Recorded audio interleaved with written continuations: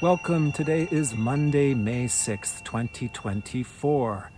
We are talking about the nature of the times. My name is Timothy Halloran, and Jesus, congratulations on having survived April 2024. While I am filming this video, the moon is currently at the exact degrees where the prior solar eclipse on April 8th took place. So officially, our solar eclipse cycle ends tomorrow, May 7th, during which we will have a new moon in Taurus, 18 degrees Taurus. That will begin our next lunation. So the first week of May, this balsamic moon, we are reflecting upon the whole last solar eclipse season, April 2024. That solar eclipse was joined the exact degree of Chiron. Chiron is no joke. The wounded healer brought up many themes to do with crises, healing, resolution. There's been healing through separation. There's been healing of our body, sexuality, autonomy, the confidence to initiate our own independent direction. What I have observed this last month is so many of the actual healers, which are the wounded healers, going through experiences of crises and self-initiation. And that oftentimes is the case for the healer. This is a healer, heal thyself, period. Now, if you did not catch those prior videos discussing that solar eclipse cycle, go ahead and check them out. Because not only does the solar eclipse April 8th go until May 7th, when we begin our next lunation, that solar eclipse April 8th also begins a 6-month cycle that will take us into fall northern hemisphere, or you could even say begins an 18-year synodic cycle, as we will have eclipses in the same space-time of Aries 18 years from now. That means that in 18 years we will have a solar eclipse in April again. Now, in time today, May 6th, the moon joins Chiron and Mercury on the moon's north node in Aries. So there is a tremendous amount of processing and digestion. What the heck just happened? And now we're settling into a new moon in Taurus. And there are certainly blessings that can be indicated through this Taurus season, as Taurus is integration. The actual function of Taurus is to settle down, particularly after exceptionally intense or highly charged experiences. So we learn about the zodiac best through polarity. And if you go to rosalilacommunity.com, you can check out my polarity workshop. It's one of the best ways to understand the zodiac and therefore everything. So Scorpio, the sign opposite to Taurus, is where we go through intense transformations. We get pushed over the edge of our ego, our comfort zone. We experience death, intensity, merging, things that we did not ask for, things that are not really who we are, get impressed upon us. And then what? We've got to sort all of that out. We've got to actually allow the atom bomb of transformation that kicks up this huge mushroom cloud to clear and for the debris to settle down into a new structure and a new form. So that's Taurus opposite to Scorpio. But this is also our Taurus season following our most intense Aries solar eclipse with Chiron. Okay, so May is probably beginning with a bit of exhaustion, a need to settle down, close the doors, hermit, go into the beautiful garden, get our feet on the earth. Now, this next new moon on May 7th, which will take us into the month of June, begins join the planets Uranus, Jupiter, as well as the asteroid Lucifer. So there is an incredible amount of revelation, realization of what these ongoing changes are as we're settling down into it. I mean, what we can be settling down into throughout May 2024 can be something very different, something very unusual. We could have gone through a significant dimensional shift that we are still in the midst of digesting and processing. This Taurus new moon, it's joined with Venus, Jupiter, Uranus. This has to do with the whole reinvention of what we assign value. Right. So, of course, this can bring up money, finances, resources, housing, stability, all of these questions around where we are self-sufficient and where we can provide things for ourselves, where we can downscale, where we can minimalize, where we can simplify. That's going to be in some way, shape, or form required of us right now for this core function of integration. We have to integrate changes and intensity by slowing down. The soul cannot just forever walk on beds of nails and hot coals and just shortcut straight into total enlightenment. Oh my God, is there so much of this bypassing here in the West? It's just, I think that Western spirituality is more addicted to the blue pill than the red pill, so to speak. Okay. So we dig up what we can, and then we gotta rest. Okay, we gotta take a break. This last lunation, again, can be physically, emotionally, mentally demanding and exhausting. Now the new moon on Taurus, May 7th, begins a new lunation where something brand new is coming in. Jupiter just formed his new cycle to Uranus. This is like eureka, downloads, breakthroughs, new understandings that is completely revolutionizing our perspective. Again, this is going to be a revolution of how we assign value. What is real? What is not so real? What is really the goal? What really fills us up? What keeps us feeling confident and honoring of our individual path? Again, this is why I'm passionate about astrology, because there's so much more diversity out there than people hardly know about. And again, Western spirituality, to me, I'm just downright depressed. It's embarrassing. We think there's one path. We think there's one way. We think it has to look like this. It's the blue pill. It's not even real. It's a way to fall back asleep. Is being happy what spiritual advancement is about? This is why the last solar eclipse joined with Chiron, I saw the real healers come out of the woodwork, largely being driven by the actual experience of crises or tragedy. Why? Because I am observing that souls who are in more advanced stages of spiritual evolution, especially in the West, are oftentimes placed into tight or difficult situations because their soul is actually learning and growing through those more difficult situations. It's a reflection of their soul's advancement.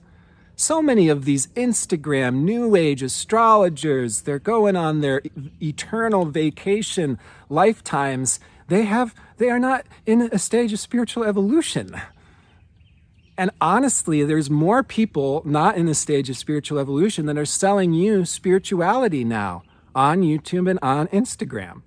So a lot of this whole last cycle for me, it was a very deep revelation and processing, and I'm assuming many of us are experiencing this in highly unique ways, but it's a familiar feeling. It's the feeling of like, wow, where are the others? Where's family? Where's home? In America? On planet Earth? In 2024? So many people out there talking about the divine feminine all day long. Here in the West, nobody knows the divine feminine. Are you kidding me? It's just astounding. It's almost like the people who are touting it or talking about it the most are past life conquistadors, literally doing the exact same thing they did in past lives, which is try to fire and brimstone, shove their own pathological spirituality down other people's throats, so that way they can be on team good guy. They can be on team right side. The Crusaders are the ones saving the world by murdering everybody else. Well, the New Age movement is the same exact thing on a philosophical dimension. Hell, I've met people who have found fake cults through Instagram ads that tout worshiping Venus and worshiping the divine feminine, and it is literally like antichrist blue pill bullshit. It's like how to fucking lose your mind, how to avoid having real relationships, how to bypass this reality. I'm astounded. I'm embarrassed. And what people talk about Tantra out there in the West, this is not Tantra. Tantra is unknown in the West. Totally unknown in the West. And that doesn't mean that it's inaccessible. But let's stop throwing around and using these words. All right. The last cycle brought up a crisis of action for many of us. What to do, what directions to go in, the rug getting ripped out from under our feet, and then we've got to reevaluate again while we're juggling all of these different things, dealing with limited energy and resources. The beautiful thing about May 2024 is there is this straightening out. I don't think it's totally clear because the new moon joined with Jupiter and Uranus, there can be this continuation of unfolding, and I think there's going to be many hidden blessings coming to us as well. It's like, wow, that was a lot of fertilizer that just went into the soil. You know, there was a lot of sacrifice. There was a lot of bleeding out with this last solar eclipse in Chiron and Aries. I mean, that comes out literally, that comes out metaphorically. And I have been talking to people and bearing witness to one of the most challenging and tragic lunations that I've so far covered as an astrologer. Okay. And yeah, things remain to always be accurate, but sometimes even I am surprised by how cartoonishly exaggerated these experiences are. And it's like, wow, this is real life. Okay, so May, we're settling back into our bodies. The beautiful thing is we have the moon's nodal rulers. And this is the real astrology. You can actually track the transiting moon's north node, whatever house that's in your chart. That's where the prior solar eclipse took place. That is where your soul is evolving. Whatever house that is, reflecting whatever zodiac sign. If it's the 11th house, it's Aquarius. If it's the 12th house, it's Pisces. That's what your soul is learning now through the next 6 months. It's very straightforward. It can be very poignant as well. So the moon's nodes across the board is the most critical, important astrological indicator. That's actually true regardless of your branches of astrology. So how many astrologers are out there talking so much about the moon's nodes? How many astrologers are out there who have any idea what they're actually doing? Venus, the ruler of the moon's south node, is in her sign of Taurus, April 29th to May 23rd. Mars, the ruler of the moon's north node, is in his own sign of Aries, April 30th through June 9th. Here is this opportunity for us to create a new way of being that's breaking in the north node of Aries, where we have had to go our own way. Again, the rite of passage, the initiation, for many has been this desert wander or healing through separation. We're different. We need freedom. We need autonomy. So there's this needing to continue to pick ourselves up on our horse every day and be empowered and be healthy. And that momentum's going to continue to build through May. And when we need to settle down and relax, and when we need to seek out a friend or a lover, and we just reboot ourselves with love, well, that's the South Node in Libra, ruled by Venus and Taurus. It can be simple. It can be I massage, I scratch your back, you scratch mine. Massage, lotions, good food. Like, what a better way to integrate and to honor the human experience and to honor the tragedies that many of us probably just survived by bringing each other food. And it's like, hey, settle down. You'll be taken care of. There's still life here. There's still love here. And North Node Aries, ruled by Mars in Aries. Love powers the universe. And don't distract me. The real deal astrologers are going to be telling you about the necessary initiations into separation. The absolute fake bullshitter astrologers are just going to be broken records saying keywords like love, light, surrender, goodness, happy. Are those really loving people? Are those really caring people? Or are those Instagram eternal vacationists saying all the right things? My evaluation of Western spirituality is Western spirituality is completely lost. And if you are therefore in a stage of spiritual evolution, which doesn't necessarily mean you're super into the fashion trends, but if you're actually in a stage of spiritual evolution, we're sorting through confusion because our culture doesn't know and the New Age doesn't know. And the Instagram bullshit New Age Venus cult is talking about Jesus's brothers and sisters in this totally imaginary fantasy when we could be learning actual astrology, knowing what actual humanity is, honoring the actual function and planet of Venus, but that ain't popular. And you're not going to find an Instagram ad that's directing you there. If we want to really get to where the universe is trying to get us to, our power, we have to split. We have to honor our differences. We have to honor that we all have unique desires and directions. And some of us, through this Chiron last cycle, we had distorted desires and directions that weren't really ours, and distractions and interferences, and we kind of have to shave those things off. That's what the function of Mars does. Mars is the leading edge of our soul's evolution through this necessary exploration of desire. We are incarnated, incarnal bodies via desire. That's the whole reason we get here on planet Earth. But desires are eventually eliminated. We either get that and then we move on. And this is how all desire works. Once you get that, you lose the desire. Or desires can become exhausted, like putting your hand on the hot stove again and again and again until you're like, Jesus, I don't want that anymore. I don't want to spend my whole life recoiling from the pain of putting my hand on the hot stove. Any accurate, real astrologers out there are going to be directing you with that solar eclipse joined with Chiron, that reaction, that pain of putting your hand on the hot stove. It is a necessary healing redirection. It's to bring us back to our lifeline. It's there to bring us back to what we need to stay energized, to stay passionate, to not lose ourselves. Again, I'm mentioning a bit of Western astrology and spirituality here because it's honestly what I'm passionately up against. This is a cult. It's cult families we're born into, cult communities. Everyone has to say, believe, and dress the same way, and click your heels, and put on that fake smile, and pretend you're already enlightened. And you know what? These folks don't know what spirituality is, a lot of them, the pretenders. It's so amateur. It's so amateur to believe that our happiness and looking really tranquil on the surface, doing our so-called yoga or going to our so-called circles is real spirituality. It's a huge deception, and it's going to lead us away from ourselves. It's going to lead us away from our path.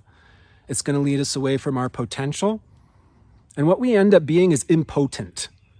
We form impotent relationships that aren't actually loving. We just pose as loving on the surface, then we use one another. We form the same dynamics in these cult communities. This is about changing these patterns. This new moon in Taurus in the forthcoming month of May and the start of June is an opportunity for us to reinvent our lifestyle. How are we living? What's good to us? What's tasty to us? What's valuable to us? One man's rags is another man's riches. This is about honing in on that, and it may be necessary, again, because I'm speaking to you under the exact balsamic moon, the exact degrees where our last solar eclipse took place, and I may be one of many who's thoroughly exhausted. We just need to retreat for a bit of time. It's like a wounded animal who has to go under a rock and kind of nurse ourselves back, get back up on our horse before we go back out there. But when we go back out there, it's going to be a different world. We're going to have new perspectives. We're going to have new vantage points. And that is this new moon joined with Uranus and Jupiter. It's that those perspective changes, and I thought it was one thing and it's not. That's going to continue to unfold in ways that can be fulfilling. Okay, this is about honing in on our value system so we can live a more rich life.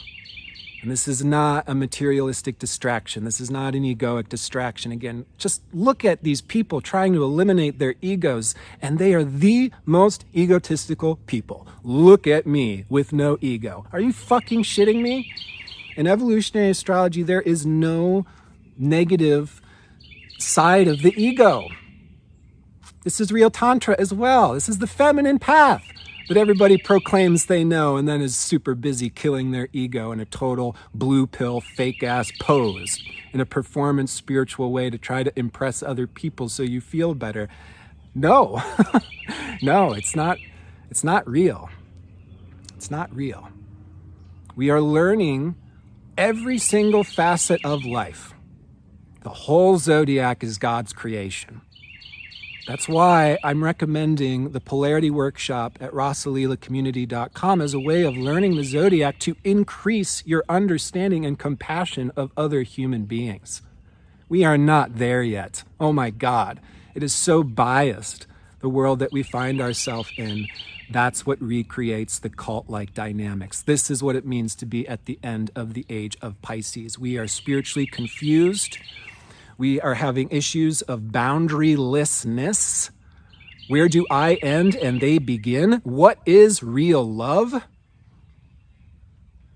And is that a simple, easy, basic thing that you snap your hands and comprehend as if this entire creation were a simple, basic snap of the finger when you look out in the world? If it's all about love, I think it's going to end up being a little bit more deep, complex, and rich than a fairy tale where prince and princess defeat the evil demon, move away into the castle, and live happily ever after. I don't put the secrets out there on YouTube because the more thoughtful and real I am, whether it be YouTube or Instagram, I actually lose followers. It's incredible, and it's incredibly depressing. But I will let you know that the doorway to the occult begins where the deception of fighting the demon and moving into the castle with prince and princess ends. That deception of evil's out there, and we've got to conquer it via our unconscious crusades that we still feel that we're entitled to be on. We realize the demons in ourselves. We realize what we've done through a full spectrum of experience in past lifetimes, and it comes full circle back to ourselves. That, my friends, is the doorway, the entrance to the occult. It only becomes more rich, mysterious from that point forward. We are meeting for our forthcoming Q&A May 18th, and give me a little flexibility. I'm going to be moving here these weeks, so to be honest, I may have to change things last minute, but I am hoping May 18th to see those of you who would like to meet for a Q&A. This is an opportunity to bring in your birth chart, ask a question about what's going on in your life right now, and questions also don't have to pertain to astrology. You can ask me the really profound questions about life, what's in between. I really, really love questions as a Gemini. So again, we'll meet May 18th for the Q&A. And if you are into or wanting to learn more astrology yourself, my goal is to make evolutionary astrology as taught by Jeffrey Wolf Green more accessible through my astrology school at rosalilacommunity.com. And stay in tune. There's going to be more evolutionary astrology gatherings and other astrologers that I will be introducing through this channel in the weeks and the months to come.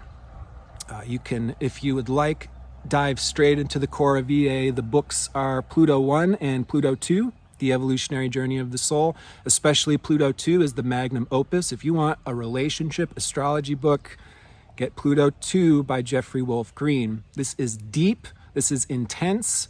It will bring us into the most challenging parts of ourself. That is why evolutionary astrology is not very popular. Jeffrey Wolf Green was also a challenging man. I think that seeing a little bit too much is a very challenging phenomenon that not a lot of people can relate to. But that is why there are only several dozen Jeffrey Wolf Green evolutionary astrologers who have gone all the way through globally.